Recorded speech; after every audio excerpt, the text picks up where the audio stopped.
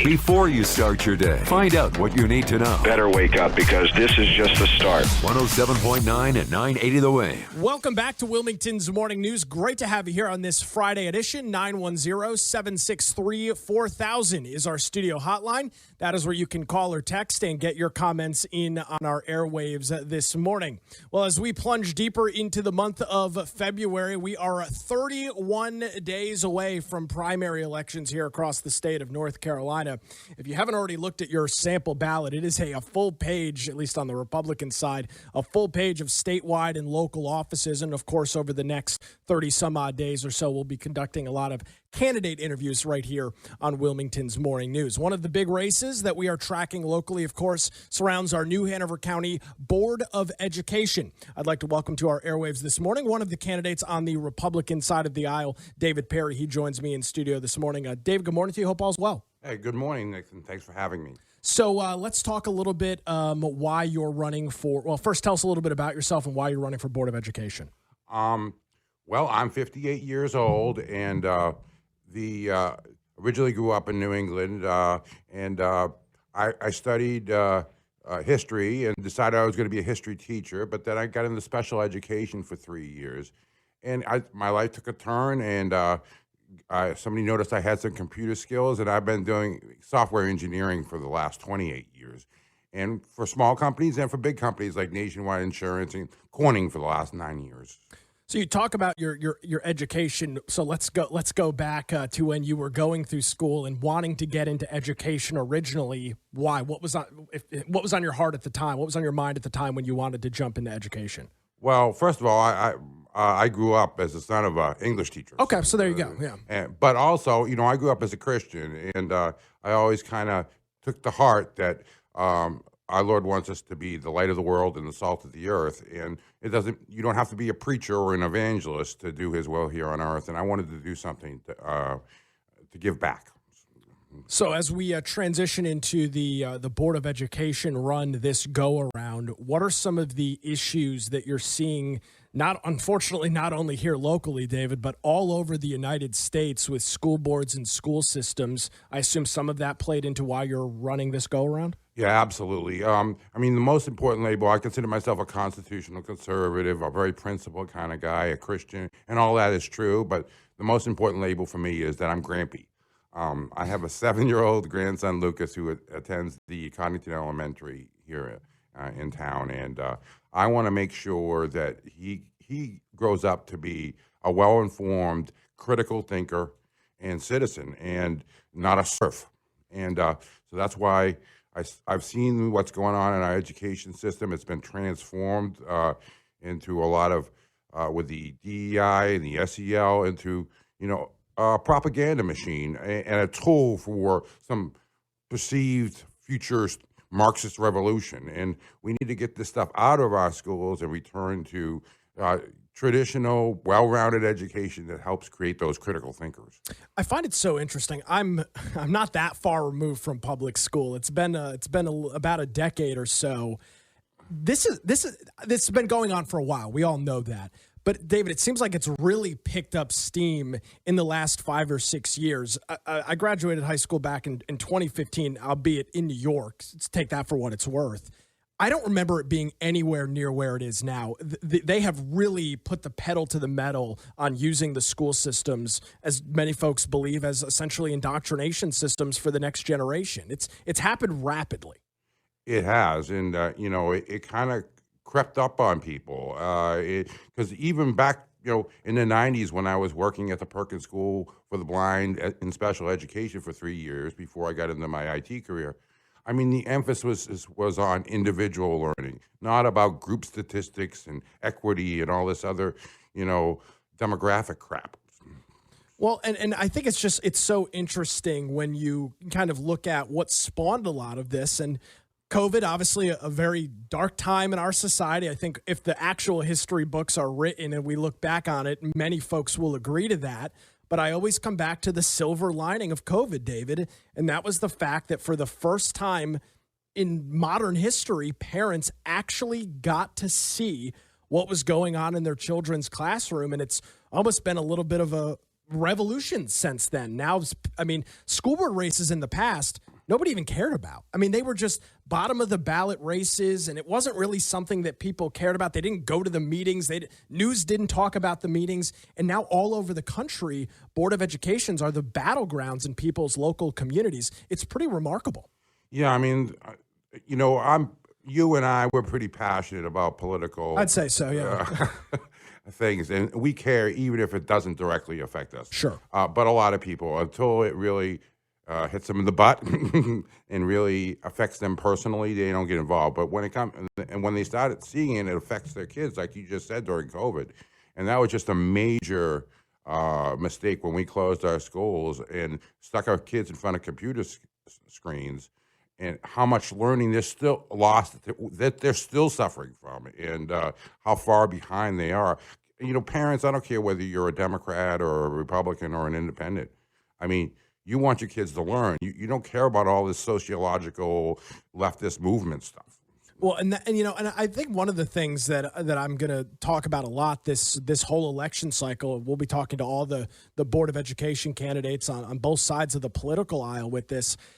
David, I find it frustrating. We cover the news day in and day out. We talk about these meetings day in and day out.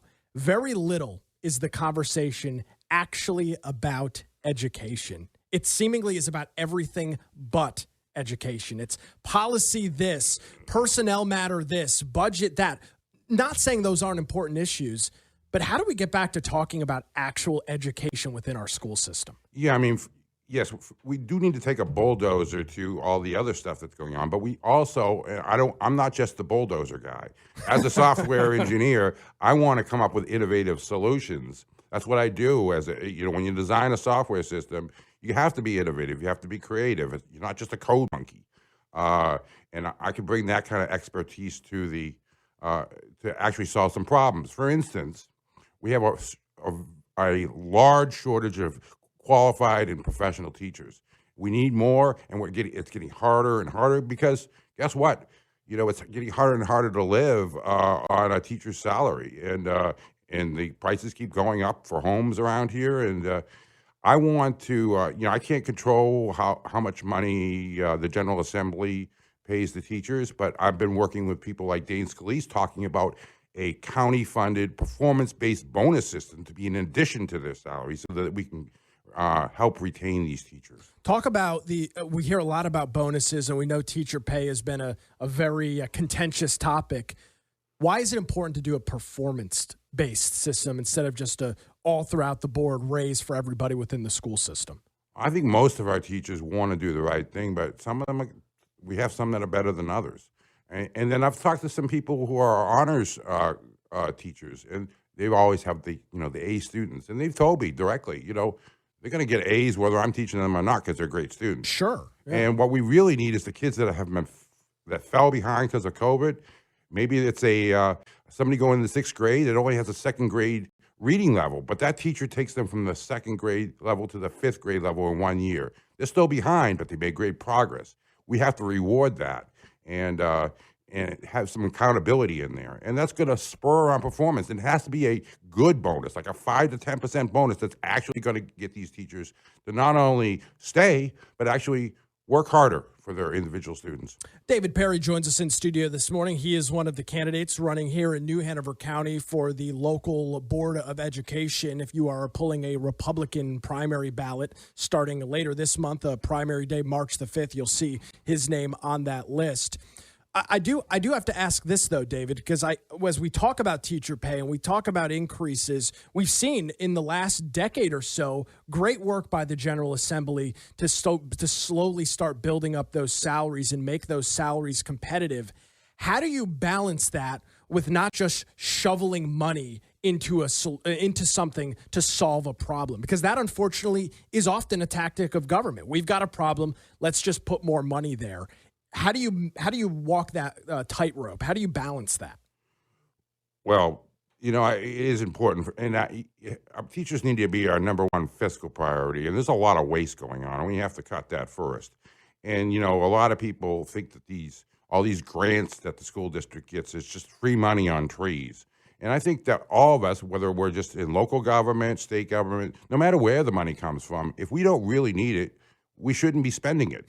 This money belongs to we the people, and so we have to, like EV buses. I know it was free money from DEQ, but we didn't need them. We should have just said no, thank you.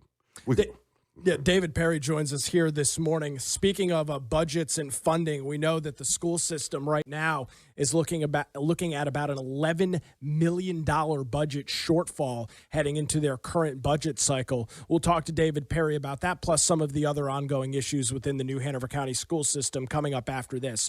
You're listening to Wilmington's Morning News with Nick Craig on 107.9 and 980 The Wave. 42 degrees at 8:21. Welcome back to Wilmington's Morning News. Great to have you here on this Groundhog's Day edition. 910-763-4000 is our phone number. We're joined in studio this morning by David Perry. He is one of the Republican candidates running for Board of Education. That primary comes to you March the 5th. Early voting begins here in the middle of February.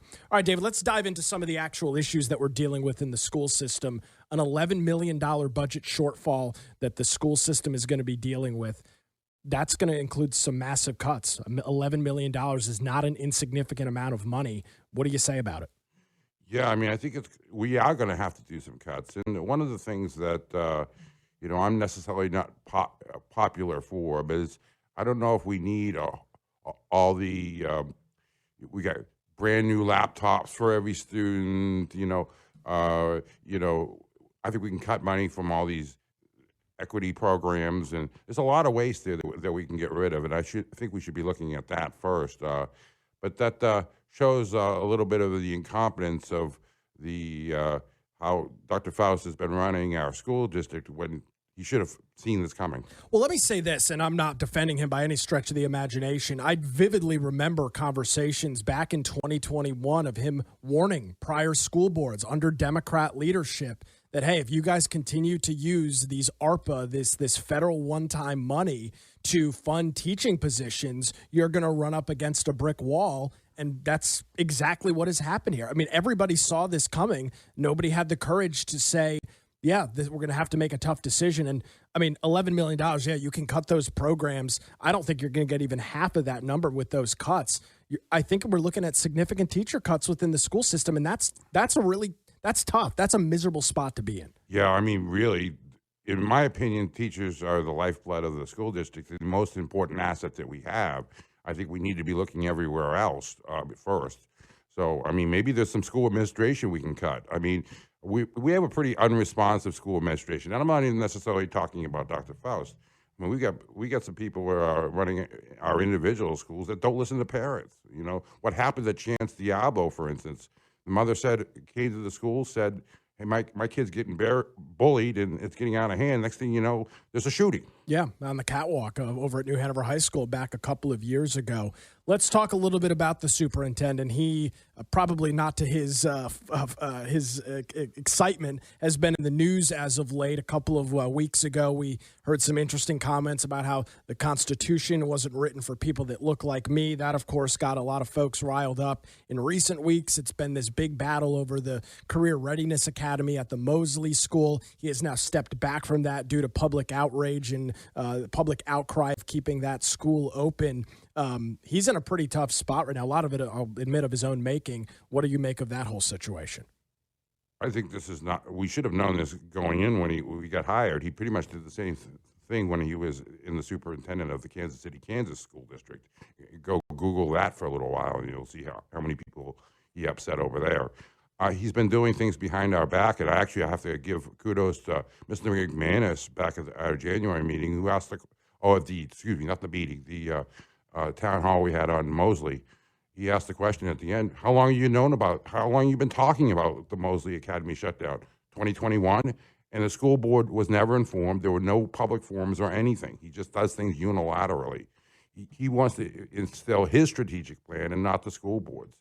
He doesn't share the same values as our Republican-led school board, and I think that, he needs to be replaced. Whether he should be fired this instant, I don't know, but we need to start looking for his replacement as soon as possible. And I do want to give kudos to Pat Bradford for, talking about reneging on the extension that was agreed upon a few months ago. I think, we all make mistakes, and But the good leaders will learn from the mistakes and try to rectify them and become better leaders. And I make mistakes too, but that obviously that extension should have never happened. David Perry joins us here in studio this morning. We're talking about some of the ongoings within the New Hanover County school system this morning. David, as you've been out and campaigning and telling folks that you're running for school board, what are you hearing from parents, grandparents across the community? What are some of the issues that are making them tick? Yeah, I mean, people don't want a repeat of what happened in COVID. They don't want a lot of people are fired up. They don't want to, they believe that there's this mentality in us, especially in our school administrators, not as much on the teachers, where they think that they know better than parents how to raise their kids. Yeah. And we got to get rid of this whole notion that somehow it's parents and teachers in some sort of partnership. No, our school district is a contractor for parents. We provide a service. We are ultimately responsible to parents, and parents get the last say.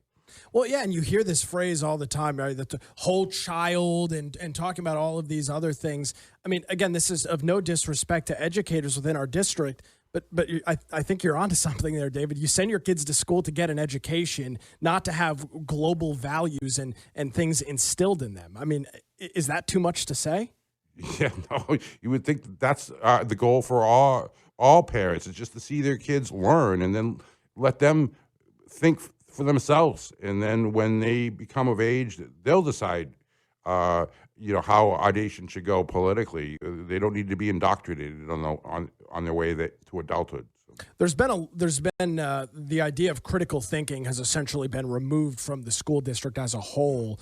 Is that important to bring back in and give students the opportunity to learn not what to think, but learn how to think? Absolutely. I mean, we're supposed to be a government of the people, by the people, and for the people. But you can't do that if you've got a bunch of uneducated serfs hanging around. The Marxists, they don't want our kids educated because educated people question authority. And they're going to not just follow along as the Marxist revolution is pushed on them.